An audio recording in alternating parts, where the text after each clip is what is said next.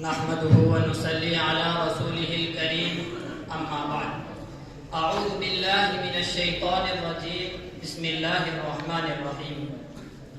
هو الذي ارسل رسوله بالهدى ودين الحق ليظهره على الدين كله ولو كره المشركون صدق الله العظيم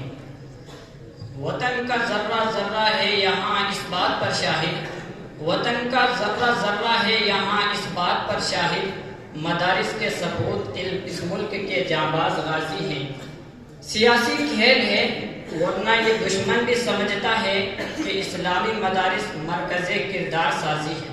صدر محترم اسٹیج پر رونق افروز علماء کرام سامعین نظام اور حکم صاحبان اس وقت ہندوستان کے مسلمان تاریخ انسانی کے دشوار گزار دور سے گزر رہے ہیں مصائب و مشکلات کے طوفان بالاخیز میں گھرے ہوئے ہیں آلام و مصائب نے ہر طرف سے احاطہ کر رکھا ہے ایک طرف اسلام اور اسلامی آثار و روایات کو مٹانے کی ناپاک کوششیں کی جا رہی ہیں تو دوسری طرف مدارس عربیہ کا پورا ڈھانچہ باطل کے شکنجے میں ہے پورے ملک میں مدارس پر زبردست یلغار ہو رہی ہے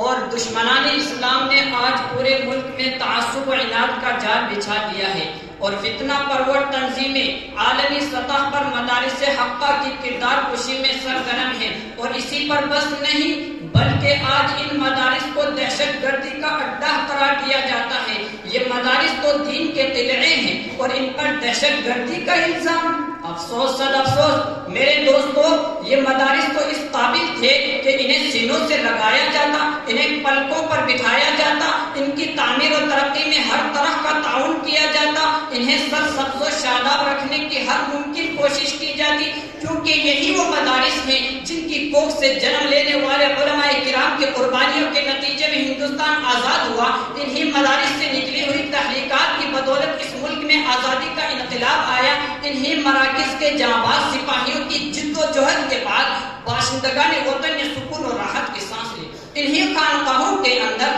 اللہ اللہ کی صدائیں بلند کرنے والے بزرگوں کی دعاؤں کے طفیل انگریزوں سے نجات اور رہائی نصیب ہوئی لیکن آج انہی مدارس کو مسمار کرنے کی کوششیں چل رہی ہیں حضرات محترم ہم پوری دنیا کی متعصب اور فرقہ پرست طاقتوں کو چیلنج کر کے یہ بتا دینا چاہتے ہیں کہ مدرسہ کسی تعمیر کا نام نہیں ہے مدرسہ کسی عمارت کا نام نہیں ہے جہاں کوئی طالب علم آتا ہے جہاں کوئی استاد بیٹھتا ہے چاہے وہاں کوئی انار کا درخت ہو یا کھجور کا سایہ وہاں مدرسہ بن جایا کرتا ہے ارے مدرسہ تو ہمارا نظریہ ہے مدرسہ تو ہماری جان ہے مدرسہ ہماری روح ہے مدرسہ ہمارا ایمان کا حصہ ہے رب کعبہ کی قسم اب انہیں گرانے والے خود گر جائیں گے ان سے ٹکرانے والے خود پاش پاش ہو جائیں گے باشندگان ہند بڑے دکھ اور افسوس کی بات ہے آج یہ سوال کیا جاتا ہے کہ مدارس نے دنیا کو کیا دیا کیا یہ سوال درست ہے میں کہتا ہوں یہ سوال قطعاً درست نہیں ہے سائل کو سوال کرنا ہی نہیں آیا اگر سوال کرنا ہی تھا تو سوال یہ کرتا کہ مدارس نے دنیا کو کیا نہیں دیا میں اپنے وطنی بھائیوں سے کہنا چاہوں گا تم نے اگرچہ تاریخ کو بھلا دیا لیکن ہمیں اپنے آباء و اجداد کی تاریخ یاد ہے آؤ میں تمہیں بتاؤں کہ مدارس نے دنیا کو کیا نہیں دیا ارے ہاں مدارس نے دنیا کو بے ضمیری ابن الوقتی اور ایمان فروشی نہیں دی مدارس نے دنیا کو بے حیائی اور بے شرمی نہیں دی مدارس نے دنیا کو خود غرضی اور مفاد پرستی نہیں دی مدارس نے دنیا کو بزدلی اور پست حوصلگی کا سبق نہیں پڑھایا ارے ہندوستان میں تجھ سے پوچھتا ہوں کہ تجھے انگریز کی جوتیوں سے اٹھا کر اقتدار پر کس نے بٹھایا غلامی کے پنجروں سے پرندوں کی طرح پرواز کرنا کس نے سکھایا تمہیں قیدی سے شہری اور بے وطنی سے وطنی کس نے بنایا ہم سے ہمارے کارنامے اور داستانیں معلوم کرنے والوں میں کیا بتاؤں اور کہاں تک بتاؤں اگر تم سے ہو سکے تو ہماری داستان افریقہ کے برپا کی طوفان سے پوچھو ہماری داستان بالا کوٹ کی پہاڑی سے پوچھو ہماری داستان شاملی کے میدان سے پوچھو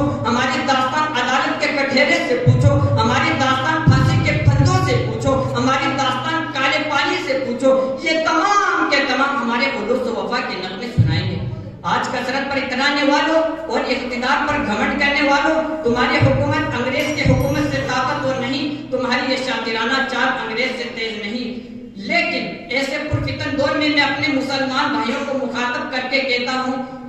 کہ خواب غفلت سے بیدار ہو جاؤ، عقل و خرد کو استعمال میں لاؤ، کیونکہ حضرت نانوتوی رحمت اللہ علیہ کی روح ہمیں آواز لگا رہی ہے، حضرت شیخ الہند کا ذکر ہمیں ستائی دے رہا ہے، اور حضرات علماء کرام کی شہادتیں ہمیں للکار رہی ہیں، اور جملہ اکابر کے سینے چیخ چیخ کر ہم سے کہہ رہے ہیں کہ اگر اس ملک میں مدارس قائم ہیں تو ہمارا وجود قائم ہے، اگر یہ مدارس باقی ہیں تو مسلمانوں کا تشبث و امتیاز باقی ہے۔ اس لیے مسلمانوں مدارس کی اہمیت کو سمجھو اور مکاتب دینیہ کی افادیت کو محسوس کرو اور دینی اداروں کے قیام کی طرف خاص توجہ دو، اور یہ یاد رکھو کہ اگر اندرونی طور پر ہم نے اپنے آپ کو تیار کر لیا اور نوجوانان اسلام کے دلوں کو قرآن و سنت کی تعلیمات سے منور کر دیا تو انشاءاللہ العزیز دنیا کی کوئی بھی طاقت ہمارے سامنے ٹک نہیں سکے گی۔ بس دعا یہ ہے کہ مولا کریم مجھے اور آپ سب کو اس پر عمل کرنے کی توفیق عطا فرمائے۔